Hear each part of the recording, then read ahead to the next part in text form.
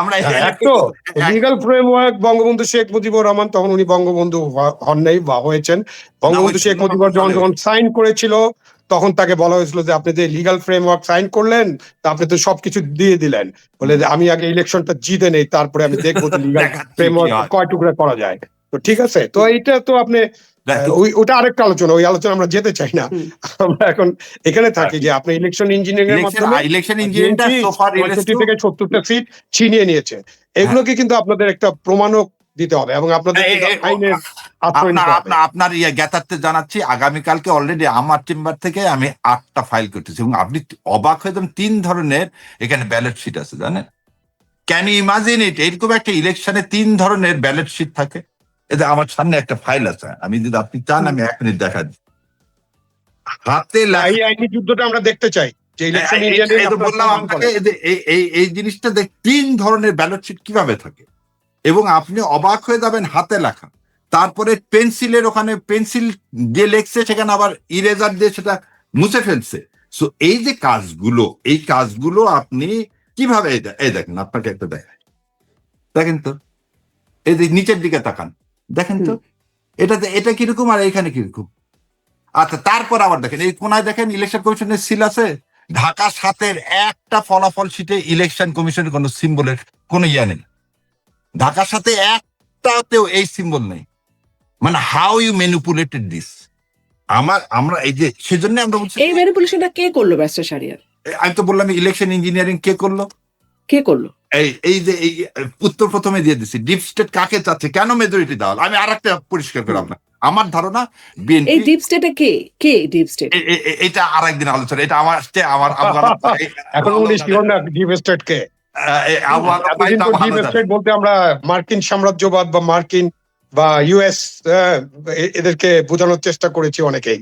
এখন নতুন deep state তারা হলো, এটা জানতে ইচ্ছা করছে আসলে। বলেন আজকে বলে পারেন না, অসুবিধা কি? কালকে তো আদালতে বলবেনই। দাদা 2008 সালে যেভাবে আমাদের ভাগ্য ছিনিয়ে নেওয়া হয়েছে, ঠিক সেরকম এবারেও কিন্তু আমাদের ভাগ্যটা কি হলো দেখে। আমাদের এই কথা প্রসঙ্গে আসুক, জানেন আমার পার্সোনাল ওপিনিয়ন যে বিএনপি 160টার মতো সিট পাইতো। এই 160টা থেকে তাই কেন 212টা দিল, এটাকে প্রথম চিন্তা করতে হবে। আপনি যে 60টা সিটের কথা বলা হচ্ছে তাকে 2/3 কেন দেওয়া হলো? তাহলে জুলাই ডিপ স্টেট যারা জুলাই সনদ চাচ্ছে না কেন, ওই যে ভাই যেটা বললো না, এলএফও করি তারপর দেখা যাবে যে, তারপর দেখাচ্ছি কি করা যায়। এই একই কথাই তো বের হলো কার কাছ থেকে? মেজর হাফিজের কাছ থেকে।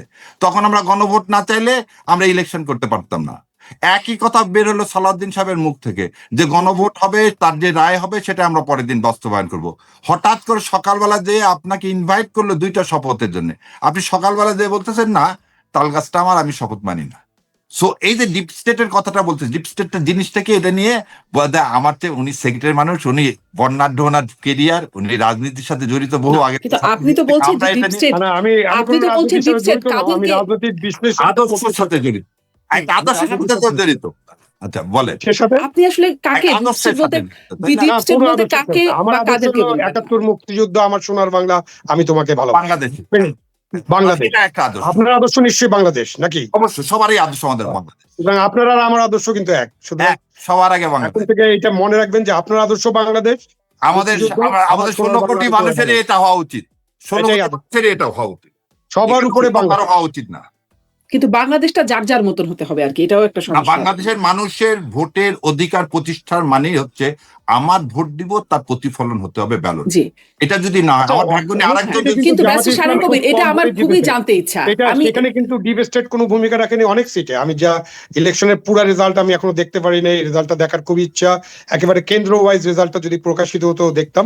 বাট অনেক জায়গায় জামাত ইসলামও ক্যান্ডিডেট কিন্তু খুব কম ভোটে, মানে 5000 হারতেই পারে। যেমন 2000 জিতছে, হারতেও পারে, জিতেছে এবং হারছে।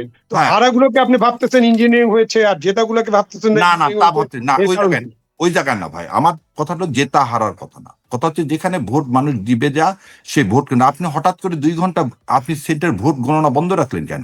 হঠাৎ করে আপনি আমাকে বলেন যে আপনি সন্ধ্যা 7টার সময় ভোট গণনা হঠাৎ করে ঢাকার সবগুলো বন্ধ করলেন কেন? একটা গেল। আচ্ছা, দ্বিতীয় কথাটা, আমি যে কথা বলছি সেগুলো তো আমি আপনাকে দেখালাম এখানে। আমি সমস্ত সিটগুলো নেই, 57টা সিট নিয়ে আমি এক এক করে কাজ করে বলছি যে এই 57-এ কেন মেজরিটি দিতে হবে একটা ডিপ স্টেটের কথাটা কেন বলতেছি, আপনি প্রিজাইডিং অফিসার, কাজটা করছেন আপনি কি, এবং আপনি আরো অবাক হয়ে যাবেন 50% ইলেকশন এজেন্ট সই নাই বোন, তাকে বের করে দেওয়া হয়েছে। খুবই আপনি মানে বের করে- অভিযোগটা তো খুবই আপনি ভ্যালিড অভিযোগ তুলছেন, মানে না না, এই অভিযোগগুলো ইলেকশন কমিশনে দেওয়া হয়েছে। এবং আপনি আরো একটা জিনিস বলেন, আমি না, আমরা বললাম ভোটটা রিকাউন্ট করেন, উনারা করলেন কি, রিকাউন্ট না করে রাতের মধ্যে তাড়াতাড়ি করে গেজেট দিয়ে দিলেন। কেন জানেন? যাতে আপনি রিট ফাইল করতে না পারেন। এবং এটা আমরা বদিউল্লাহ সাহেব বলতেছে, এক রাতের মধ্যে আপনি 13 তারিখে কেন গেজেট দিলেন? আপনি যদি 2-4 দিন ওয়েট করতে পারতেন, আপনি রিকাউন্ট করতে পারতেন। এই যে পররাষ্ট্র মন্ত্রী বলতেছেন রিকাউন্ট করেন, আর রিকাউন্টের দরখাস্ত দেওয়া হয়েছে একটা না শয়ে, আপনি একটাও ডিসপোজ অফ করেননি, আপনি দাম করে কি দিয়ে দিলেন? তাহলে আপনি এই যে আমরা যেটা বলতেছিলাম, ইলেকশন আপিলের দিন থেকে আপনি একদিকে ঝুলে গেছেন। এবং বাংলাদেশ ফেব্রুয়ারি মাসে, আমি বলবো হেরে গেছে বলবো না, বাংলাদেশ ফেব্রুয়ারি মাসে 2025-এ তার ভাগ্য নির্ধারণ হয়ে গেছে কে ক্ষমতায় আসতেছে। সো আমার ভোটে বোধহয় আমার ভাগ্য নির্ধারণ হয় না, এটাই হচ্ছে ডিপ স্টেট। যখন আমার মানে আমরা বুঝবো না আপনারা বিবাদী কাকে করবেন আগে নির্বাচন কমিশন, রিটার্নিং অফিসার, সবাই তো বলবে। ইলেকশন তো বলে দিল ভাই। কিন্তু তারা তো নির্বাচন কমিশন, ডিপ স্টেট যদি ভূমিকা রাখে নির্বাচন কমিশনের উপর, নির্বাচন ছুটা জগন্নাথ ছিল কার ইশারায়? তো তারা আসবে না মামলায়? ডিবেটের বিরুদ্ধে তো কোনো আপনি কিছু হবে না। একটা অনুষ্ঠান আপনি দেখেন, আপনার এই অনুষ্ঠানটা কার প্রযোজনা হচ্ছে? সিটি গ্রুপ কেউ আছে এখানে? নাই, আমি আর আপনি আছি। হ্যাঁ, কিন্তু অনুষ্ঠানটা হচ্ছে কার? সিটি গ্রুপের সৌজন্যে। কিন্তু তাদের কোনো নিয়ন্ত্রণ নাই এটার উপরে, মানে আমরা কি কথা বলবো না বলবো কোনো রকম নিয়ন্ত্রণ নেই। নিয়ন্ত্রণ নাই বোন, এটা কিন্তু লাইভ হচ্ছে, তাই না? ওটাও আমরা ভোট যতক্ষণ 4টা পর্যন্ত দিয়েছি ততক্ষণ তার নিয়ন্ত্রণ সে দেখায়নি, 4টার পরে নিয়ন্ত্রণ দেখায়। যেমন এটা কে দেখালো? মানে রাত্রে মামলায় তো 4টার আপনি বিবাদী রাখবেন, একটা বায়বীয় বিবাদী তো থাকতে পারবে না, তাই না? বিবাদী রাখা হচ্ছে না না, ডিপ স্টেট তো কোনো বিবাদী হবে না। ডিপ স্টেটের কথা হয় না। পাসিং রিমার্কস করবেন, Yes. টক শোতে বলবেন, কিন্তু আদালতে যেতে এটা বলবেন না। এবং আদালতের যারা জাজেস আছেন তারা ডিপ স্টেট বলার সাথে বলবেন যে ওটা তো আমাদের কনসার্ন না। ওটা আমার পিটিশনেও থাকবে না, কিন্তু তাহলে আমরা জানি যে কিন্তু তাহলে তো মূল জায়গায় আপনারা যাবেন না, মূল জায়গায় যাবেন না যে আসলে কে করলো। ছোট জগন্নাথকে ধরে নিয়ে আসবেন, মেইন যারা করলো তাদের। ছোট জগন্নাথকে নিয়ে এসে আপনি যখন সাক্ষী নেবেন, তখনই এটা আগেও হয়েছে, মহিউদ্দিন খান আলমগীরের সিট যখন বাতিল হয়েছে তখনই আসছে যে কে কাকে তাকে এই ইনস্ট্রাকশন গুলো দেওয়া হলো, কেন সেই ম্যানিপুলেশন গুলো করলো। আপনি একটা জিনিস সবসময়, কিছু জিনিস বায়বীয় জিনিস কিছু থাকবেই। এটাকে আপনাকে এই যে টক ভাই যেটা বললো, এই যে দেখেন সব কথা আমরা টক শোতে যত কথা বলতো আদালতে তা বলতো, আর এই ডিপ স্টেটের কথা কেন আমরা বলবো? এটা এই কারণে বললো, আমার ভাগ্য নির্ধারণ আমি করতেছি না, আমার ভাগ্য আরেকজন নির্ধারণ করে, যেটাই হচ্ছে যে জন্য জুলাই সনদকে আমাদের বাস্তবায়ন করা দরকার, যাতে আমার ভাগ্য আমি নির্ধারণ করতে পারি। সেটা আমার ক্ষেত্রে, সারা পৃথিবীর ক্ষেত্রে।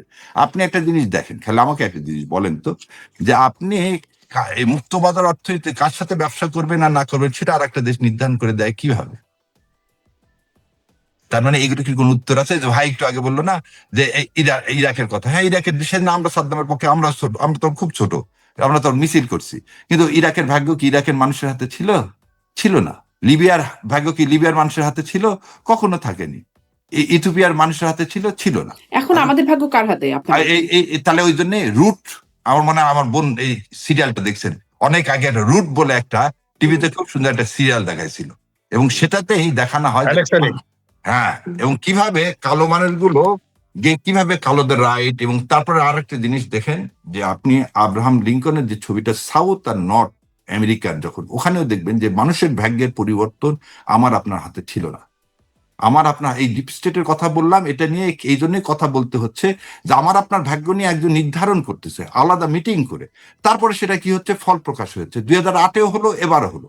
তার মানে এটা কি, আমি আপনি ভোট দিচ্ছি 4টা পর্যন্ত ঠিকই, কিন্তু আমার আপনার ফলাফলে হচ্ছে না। এবং আরো একটা জিনিস, এই মামলাগুলো করছে, আমি প্রতিটা ক্লায়েন্টকে বলছি 5 বছরে এই মামলাগুলো শেষ হবে কিনা আল্লাহ নোস। 5 বছরের মধ্যে এই টার্ম শেষ হয়ে যাবে। মামলার কোনো কার্যকারিতা নাই, মামলা ফিউটাইল হয়ে যাবে, কারণ আপনি ওই পর্যন্তই যাচ্ছেন।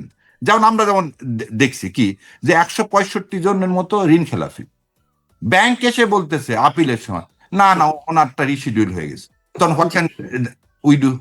ব্যারিস্টার শাহরিয়ার কবির, আমি আজকের মতো শেষ করব, কিন্তু ওইটা একটু বুঝতে পারলাম না। এর আগেও আমি আমার আরেকটা অনুষ্ঠানে ব্যারিস্টার ফুয়াদকে জিজ্ঞাসা